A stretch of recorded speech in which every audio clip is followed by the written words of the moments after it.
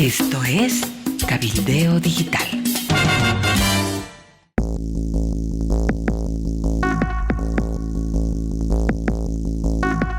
Hola Amalia, hola amigos del planeta.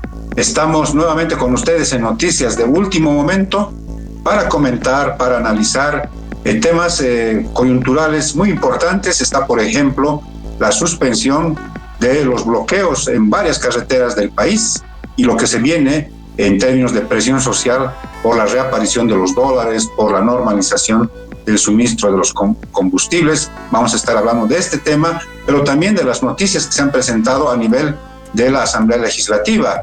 El presidente del Senado, ya ahora convertido en presidente interino del órgano legislativo, ha ordenado que se convoque al Pleno de la Asamblea, pero también, inusitadamente, hay una denuncia del órgano ejecutivo ante la Cámara de Diputados a 2 de los 9 magistrados prorrogados.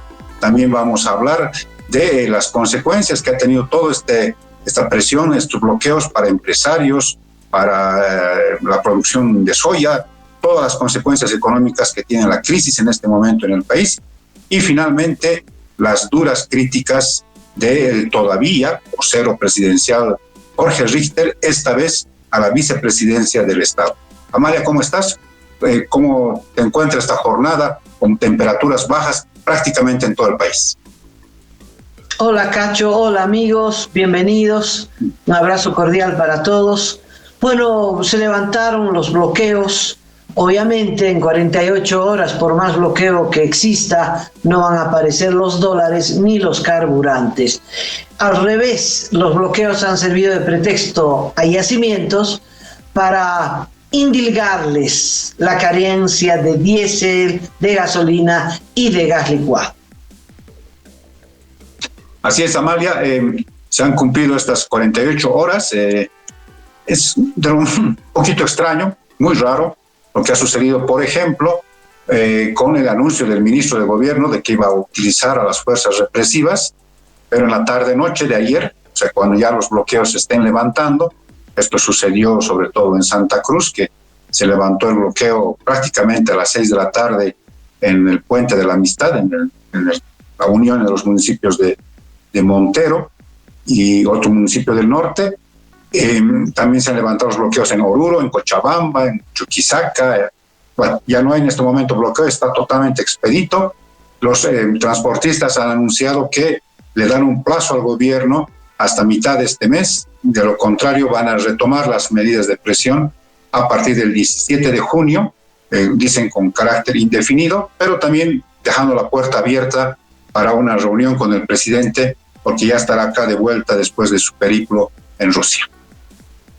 Bueno, ¿y qué dijo el ministro de Gobierno?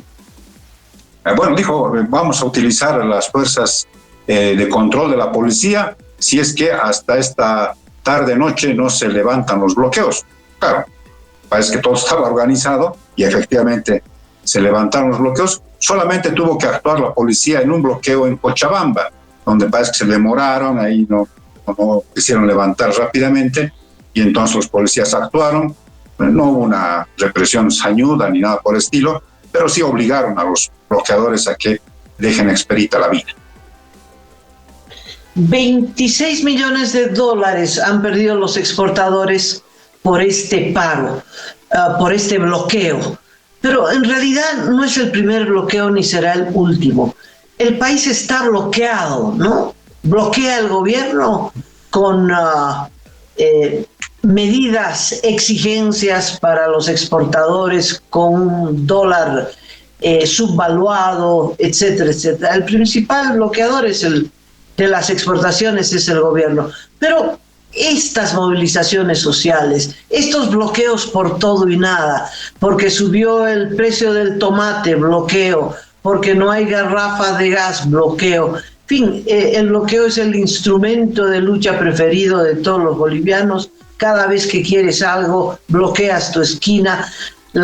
Bloqueo de las 100 esquinas del magisterio, de todo el mundo. ¿Sabes, Cacho? Es como si estuviéramos bloqueando al país en su conjunto. Se hace todo inviable, especialmente para aquel que quiere producir. Los exportadores los empresarios, especialmente los de Cochabamba, que están en el centro y que los bloquean por las cuatro esquinas, no tienen salida por más ímpetu, por más iniciativa, en fin, cada vez que quieres sacar tu mercadería hay bloqueo.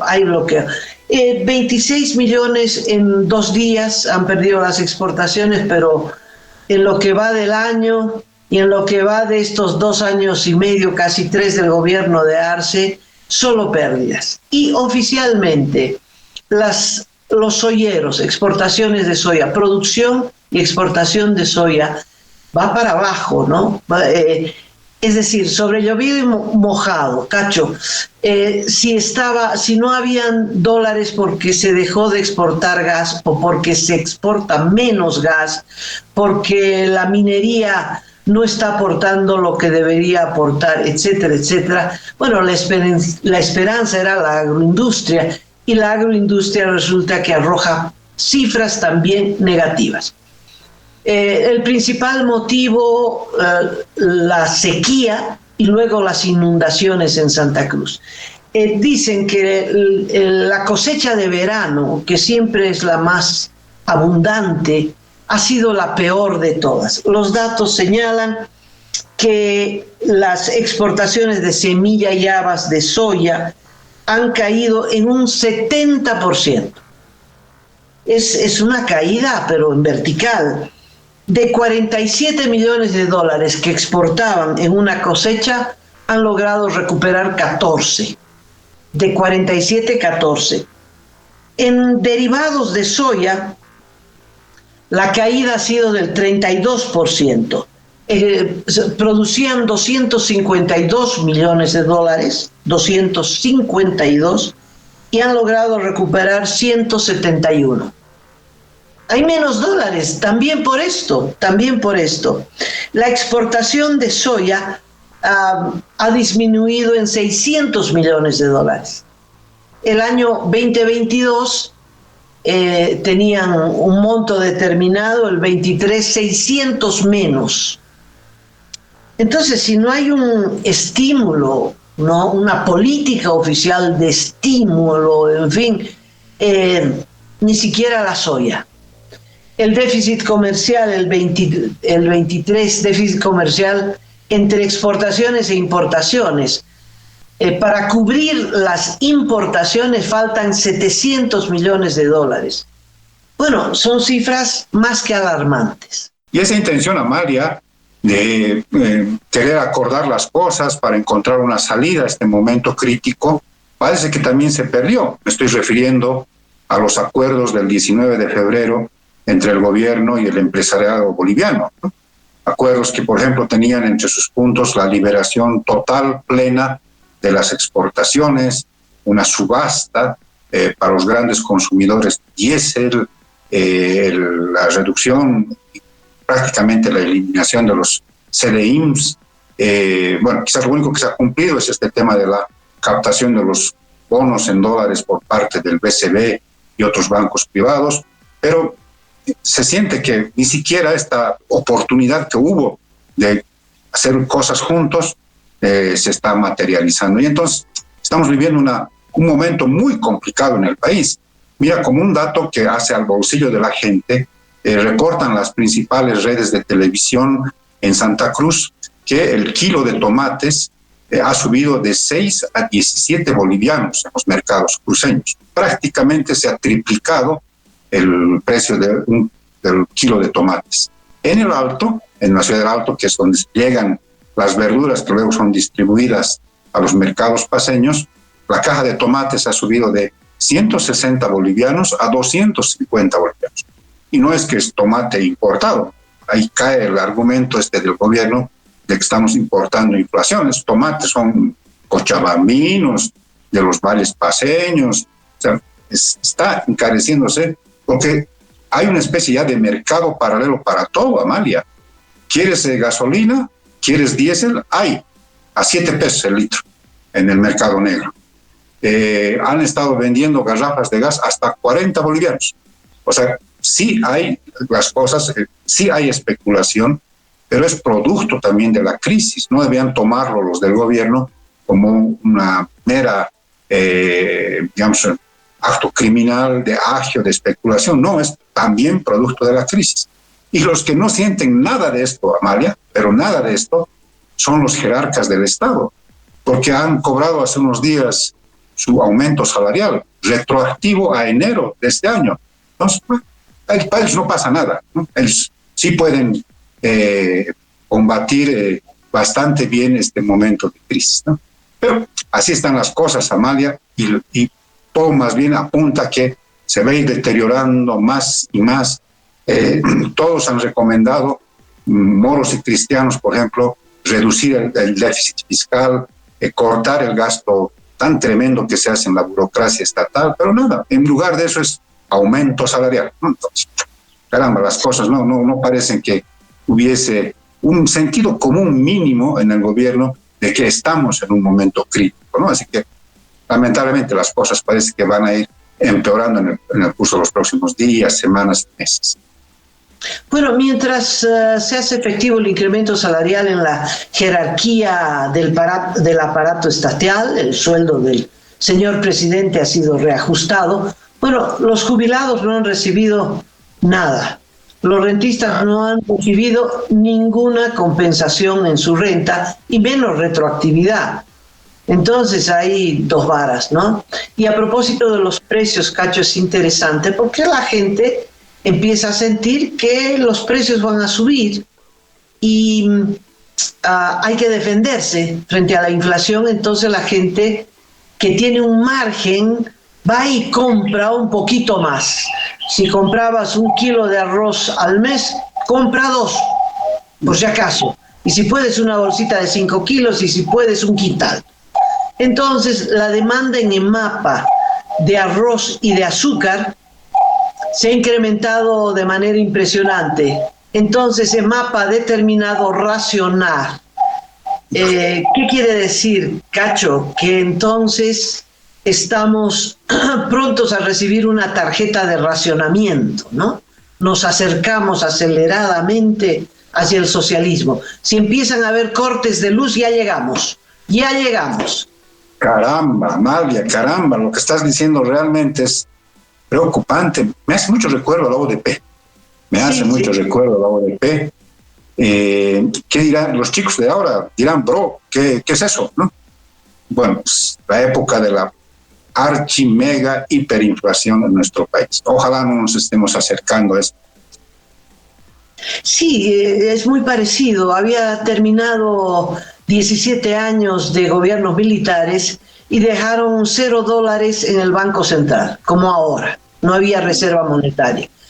A eso se cayó la exportación de estaño, vivíamos de estaño, como ahora del gas, y se cayó la cotización y dejamos de percibir ingresos. Lo único que teníamos era deudas y pérdidas. El gobierno de Banzer, que había sido un gobierno de apogeo, lo único que dejó fueron enormes deudas. Entonces era lo mismo que ahora, ¿no? 0 reserva monetaria, gran deuda externa y 0 ingresos porque el producto del que vivíamos en esa época, el estaño, y ahora el gas, se había acabado. El estaño no se acabó, pero se acabó el precio. De $7 la libra fina cayó a 1.20 aproximadamente. Entonces, el gobierno de la UDP agarró una maquinita y empezó a imprimir billetes, porque todos los días había paro, movilización para pedir aumento salarial, y se imprimían los billetes, y se acabaron los billetes, y entonces imprimían algo que se llamaba cheque de gerencia. Uno recibía el sueldo en varios millones de millones, un costal. Yo trabajaba en la Fides en esa época y creo que ganaba $4 o $5, Cacho, y recibía 1 quintal de cheques de gerencia. ¿Te ha debido pasar lo mismo? Sí, es realmente increíble, pero además, Amalia, es una especie de crisis con muchos rostros, ¿no? O sea, es la crisis económica, pero al mismo tiempo hay crisis política, el marxismo dividido, partido en dos, Dentro del arcismo también hay unas pugnas tremendas, hay una crisis institucional. De pronto, no sé por qué, quizás tú tengas la respuesta, Amalia, el gobierno, que tiene como sostén de su línea autoritaria en este momento, ha decidido denunciar a 2 de los 9 prorrogados, los que le firmaron la sentencia constitucional que prorroga a todos los magistrados del órgano judicial. O sea, realmente es una crisis con muchas facetas, con muchos rostros, que están generando, en mi criterio, una nueva tormenta perfecta sobre la cabeza del gobierno. Cuéntame esto, ¿quién ha demandado a quién y por qué? Resulta que el viceministro de Tierras, el señor Guerrero, que antes fue fiscal general del Estado en la época de Evo Morales, salió en una conferencia, sí, Ramiro Guerrero, exactamente, salió en una conferencia de prensa la pasada jornada a decir que se va a denunciar a los magistrados del Tribunal Constitucional, Gonzalo Hurtado e Iván Espada, son los que han firmado la sentencia para la autoprórroga, para la prórroga de magistrados, pero también firmaron otra sentencia que dispone la devolución de 34,000 hectáreas de tierras a la familia Marinkovic, ¿no? Entonces, los van a enjuiciar aparentemente por este último tema, pero necesitan pasar por la Cámara de Diputados, que podría disponer su suspensión en primera instancia y luego su destitución.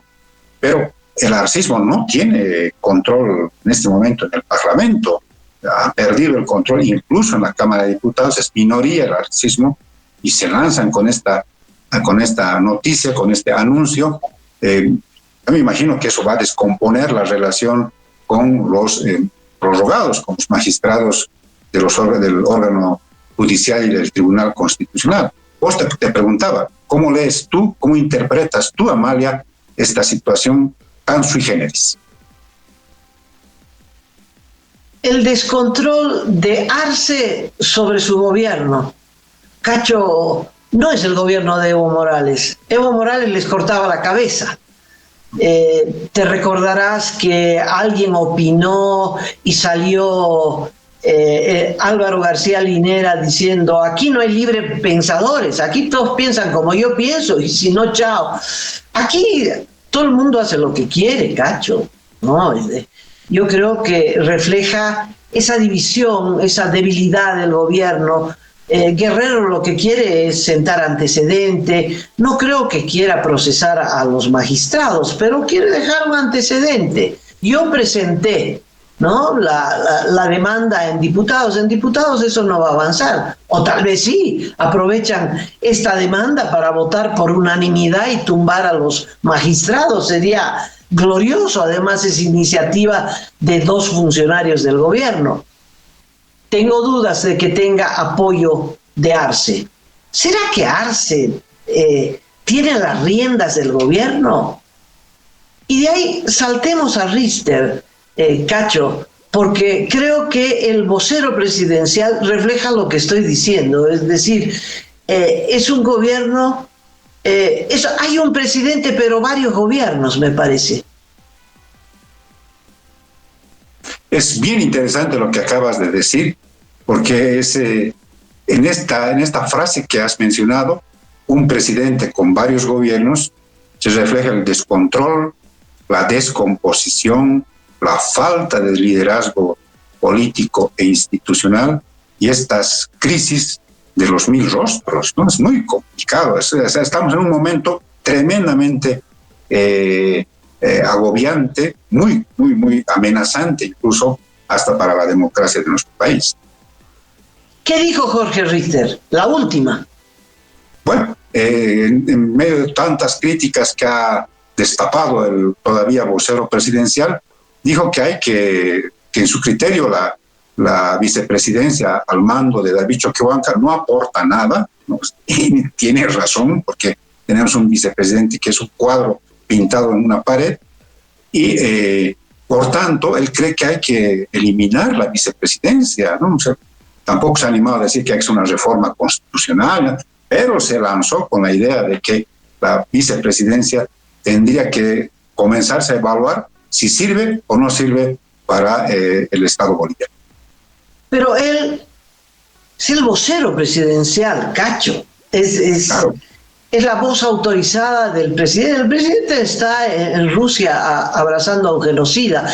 Y de acá dice que Choquehuanca no sirve para nada y que hay que cerrar la vicepresidencia. Es decir, refleja en extremo esto de que cada quien hace lo que quiere y lo que le parece más conveniente. Cualquier otro gobierno, no solo el de Evo Morales, pero cualquier otro gobierno, cualquier otro presidente que se respete, lo echa inmediatamente al vocero presidencial. Y aquí parece que Richter está buscando que lo echen y no lo echan. Claro, y eso genera desgaste, pues eso genera un ambiente de absoluta descomposición, de que incluso hay gente que ni siquiera se habla en el gabinete, hay problemas de toda índole en el equipo presidencial, gente que se mete a áreas sin tener un mínimo de competencia para ello, gente que es asesor del presidente, pero hace medio de ministro, de ministra. Es realmente complicado. Por eso te decía que es una crisis de muchas facetas, de muchas aristas que está acorralando al gobierno. En este contexto, Agustín Zambrana, el del búnker, le ha enviado una carta al presidente. Sí. Una carta en la que le dice que renuncie y que convoque a elecciones, que adelante las elecciones.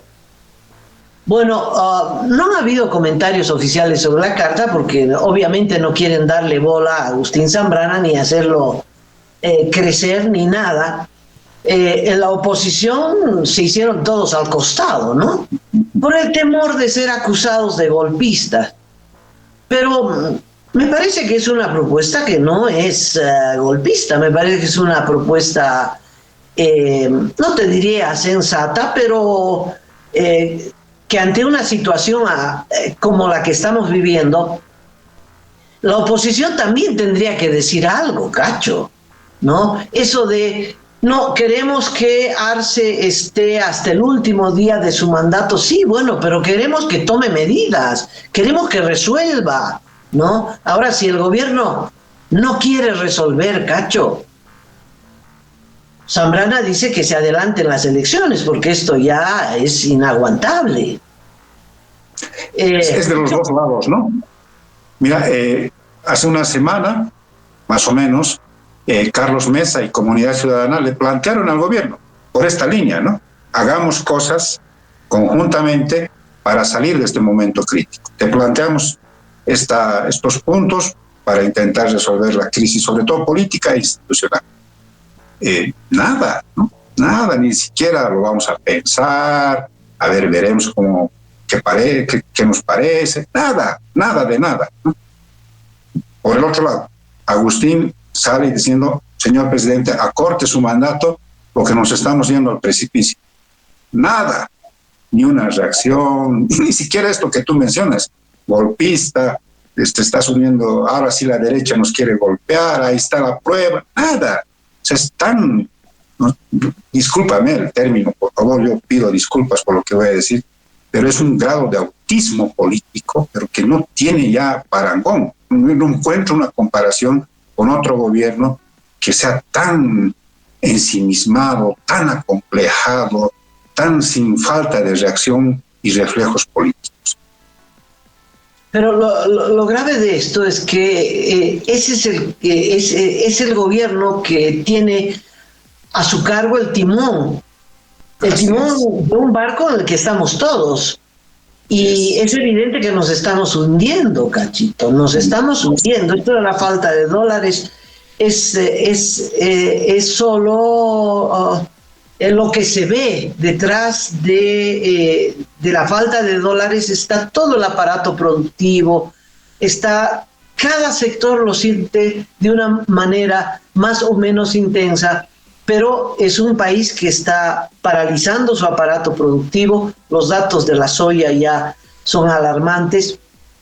y solo están en apogeo las cosas ilegales. El narcotráfico, la minería ilegal, no sé si el contrabando. Alguien dijo el contrabando se ha paralizado porque no hay dólares, es posible, pero el robo de vehículos, la trata de mujeres, de niñas, todo lo ilegal, Cacho, eso está en un apogeo impresionante. Lo del narcotráfico, yo ya ni comento, ¿no? Porque todos los días es... Mira, en Santa Cruz encontraron una casa abandonada y en la casa abandonada habían como 300 kilos de marihuana, ¿no? Es decir, hay tanto que abandona la marihuana, ya no es nada, 300 kilos de marihuana.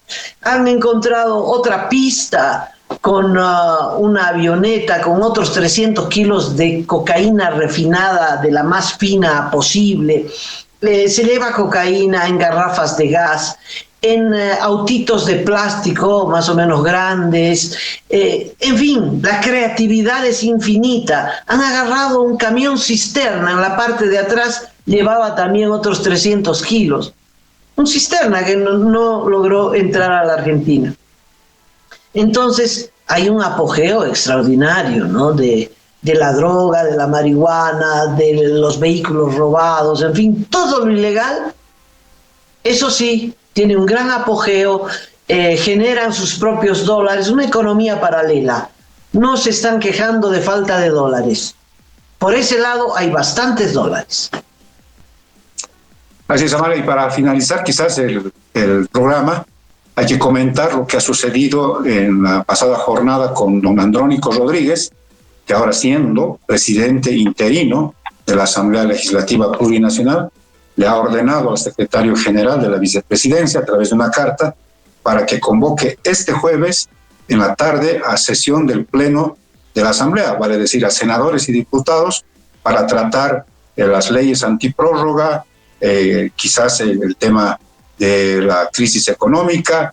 Entonces hay varios temas que están en orden del día de la Asamblea Legislativa y veremos si este funcionario, el secretario general de la Asamblea Legislativa, cumple la orden y convoca y se emite en las próximas horas la citación, convocando a senadores y diputados al Pleno de la Asamblea. Este es un desafío de Andrónico Rodríguez, que lo trabajó junto con las bancadas de las oposiciones, y veremos también si esto de alguna manera se materializa en las próximas horas.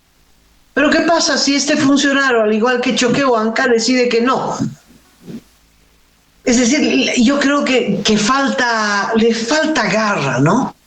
Les falta ñeque a los parlamentarios, porque no puede ser que David Choquehuanca hubiera tenido prácticamente 6 meses cerrado el Parlamento, no cerrado físicamente, pues las puertas están abiertas, pero las funciones del Parlamento están bloqueadas porque David Choquehuanca no le da la gana, porque es una medida política. No es que no le da la gana por negligente, no, sino en coordinación con Arce Catacora para que el legislativo no cuestione a los prorrogados. Obviamente, los prorrogados son el sostén de este gobierno.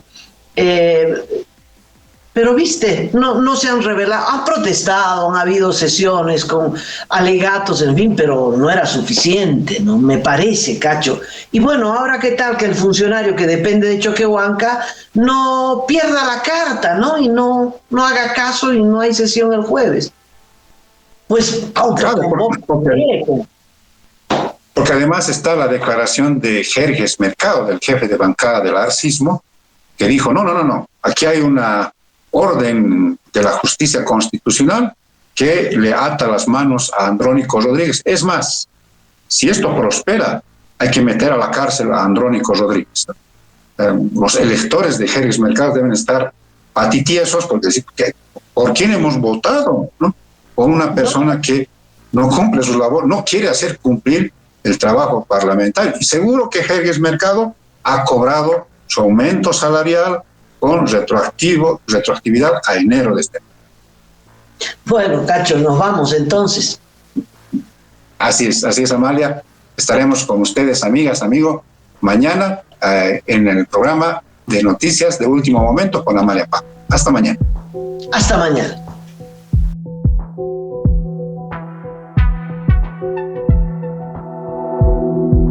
Aporta a Cabildeo Digital y apoya al periodismo independiente.